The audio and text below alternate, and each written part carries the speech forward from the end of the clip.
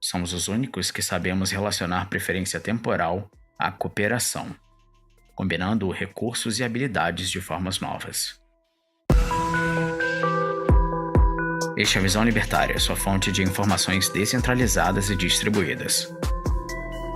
No final do ano de 1999, o mundo entrou em um breve estágio de pânico generalizado causado pela iminência do bug do milênio. O motivo de tanto temor era simples. Ninguém sabia o que acontecia com os sistemas operacionais dos computadores e servidores quando o século seguinte começasse, por conta do funcionamento dos contadores de datas. Atualmente, esse tipo de pensamento parece coisa dos tempos remotos, já que a humanidade se desenvolveu bastante em apenas 2 décadas. Qualquer pessoa que vivenciou o alarde desse prenúncio sabe muito bem as diferenças em tão pouco tempo dos aparelhos eletrônicos atuais para aqueles de então. A tecnologia avança de forma exponencial. As mudanças que antigamente demoravam anos para acontecer, hoje ocorrem em questão de meses. Contudo, engana-se quem pensa que essa aceleração evolutiva é uma exclusividade dos computadores e dispositivos eletrônicos em geral. Afinal, os métodos de produção de outros aparelhos também são impactados por esse mesmo fenômeno. Para exemplificar o desenvolvimento fora do âmbito computacional, Andrew McAfee, cofundador da Iniciativa de Economia Digital do Instituto de Tecnologia de Massachusetts, mostra em seu livro Mais por Menos que, mesmo com o crescimento econômico e populacional, o consumo energético dos Estados Unidos diminuiu 2% na década de 2010. Com esse número em mente, é possível concluir que houve um desenvolvimento tecnológico geral capaz de proporcionar uma eficácia como nunca houve. No entanto, a evolução tecnológica segue exponencialmente. E, quando se compara com tempos muito remotos, pequenos progressos demoraram uma eternidade. Escrito pelo filósofo alemão Hans Hermann Hoppe, Uma Breve História do Homem, Progresso e Declínio, o livro discorre sobre o processo de evolução humana, contando os desafios que os nossos ancestrais neolíticos tiveram que enfrentar para multiplicar a população. O sucesso da espécie humana no planeta Terra é justificado por uma série de ideias que, lentamente, reverteram quadros altamente desfavoráveis, proporcionando então crescimento e prosperidade incomparáveis aos dos outros animais. Aqui neste vídeo iremos mostrar como o livro retrata conceitos tão importantes que hoje, com milhares de anos da história do Homo sapiens, podem ser encontrados em mecânicas básicas de jogos eletrônicos. Sim, a associação entre processos antropológicos e jogos dedicados exclusivamente ao entretenimento pessoal pode parecer absurda, mas a ideia é simples. Se você não acredita, pois bem, vamos começar falando de um grande clássico dos jogos de computador, a franquia The Sims. A franquia The Sims marcou mais de uma geração. Nela, o jogador cria um personagem, ou sim, termo usado no jogo, para tomar decisões referentes à sua existência. O fato é que grande parte do seu gameplay gira em torno das necessidades, que são representadas por meio de diversas barras, cuja plenitude depende de vários fatores. Um dos pais da filosofia ocidental, Aristóteles, dedicou parte do seu trabalho a estudar os seres físicos enquanto animados. No seu tratado denominado De Anima, termo em latim que significa sobre a alma, o filósofo grego especifica 3 tipos diferentes de alma: a vegetativa, a sensitiva e a racional. A primeira se ocupa das funções vitais, como reprodução e outras funções biológicas. A segunda dá origem à sensação e ao movimento, enquanto que a última é responsável pelo conhecimento e pela escolha. Ocupando o lugar de destaque nesse modelo, o ser humano é o único ser vivo que tem os 3 tipos de alma. Certo, mas o que isso tem a ver com The Sims? Simples, as necessidades representadas no jogo da Maxis não são nada mais, nada menos do que a representação da alma sensível. O animal age conforme as suas necessidades, que são percebidas por meio dos seus sentidos. Se um lobo sente fome, ele irá agir segundo essa sensação e para saciar essa necessidade.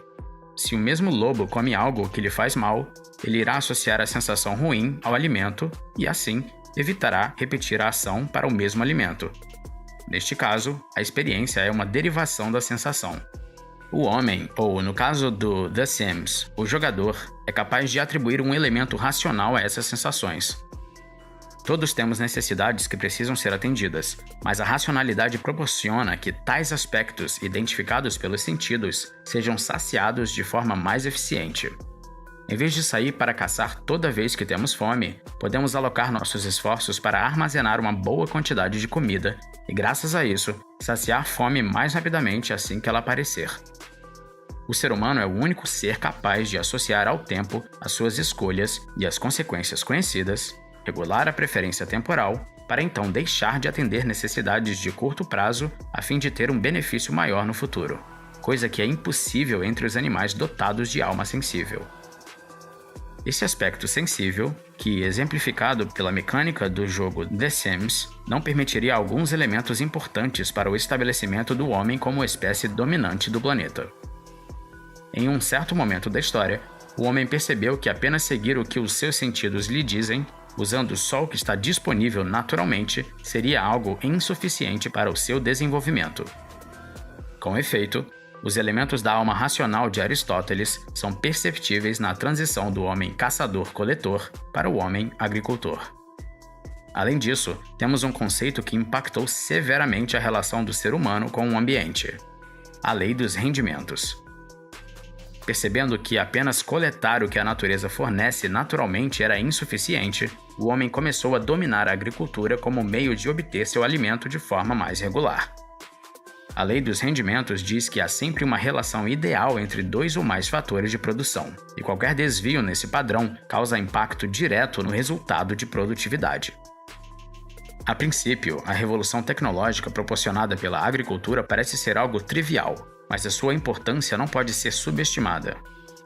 A lei malthusiana alerta para as relações entre o tamanho da população, os avanços tecnológicos e a quantidade de comida disponível, em que, sem melhorias tecnológicas, seria necessária uma grande área para que a população toda pudesse se desenvolver.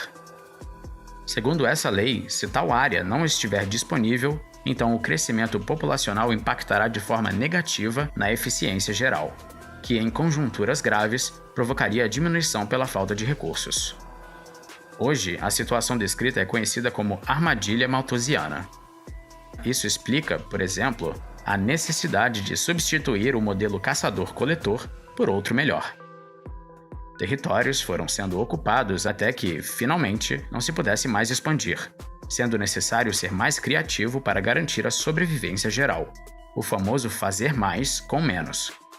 Além do jogo The Sims, RimWorld, que foi lançado em 2016, é um outro jogo cuja proposta é gerenciar uma colônia de indivíduos que se encontram presos em um planeta inóspito.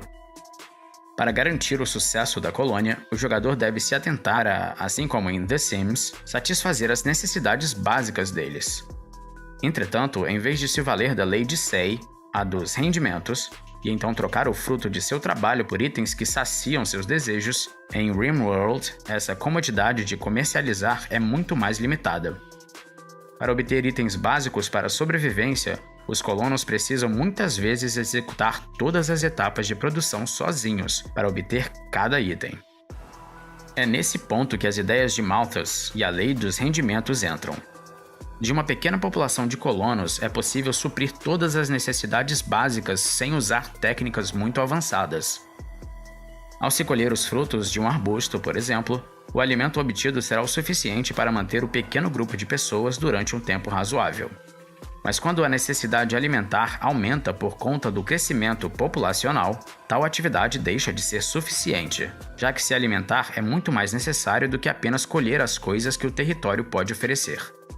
Aí passa a ser imprescindível a construção de campos de agricultura.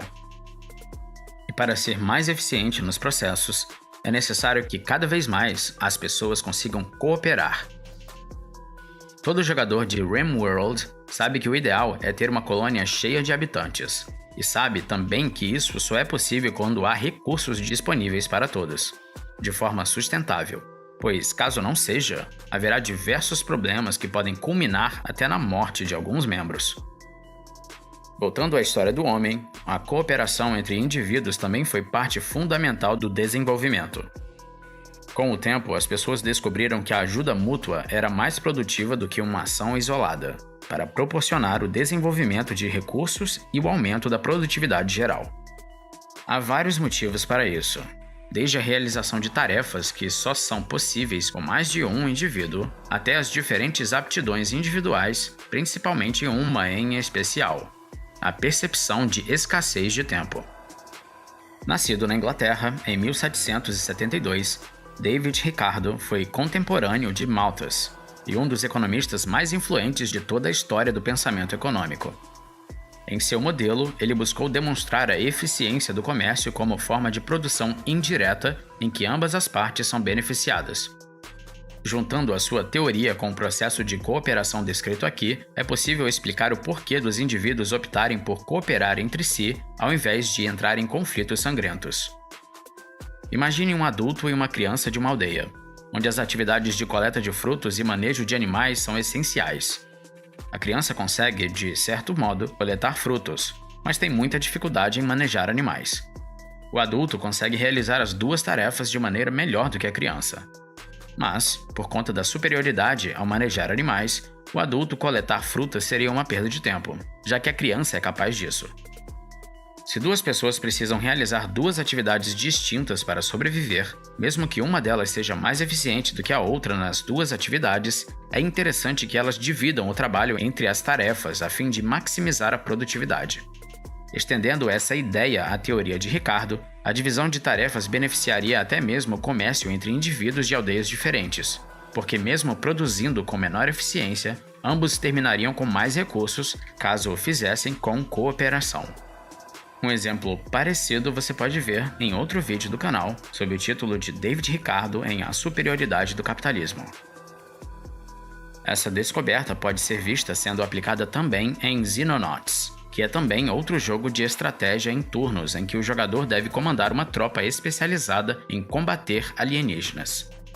Contando com diversos personagens recrutáveis, é possível especializar cada um conforme as tarefas necessárias. O ideal é que os personagens usem o potencial máximo para que sua função aproveite todas as suas habilidades. Mas nem sempre é possível achar personagens ideais para todas as funções, o que não implica a falta de utilidade deles. Em determinada etapa do jogo, é possível obter um personagem com habilidades perfeitas para duas funções, mas limitado a escolher apenas uma.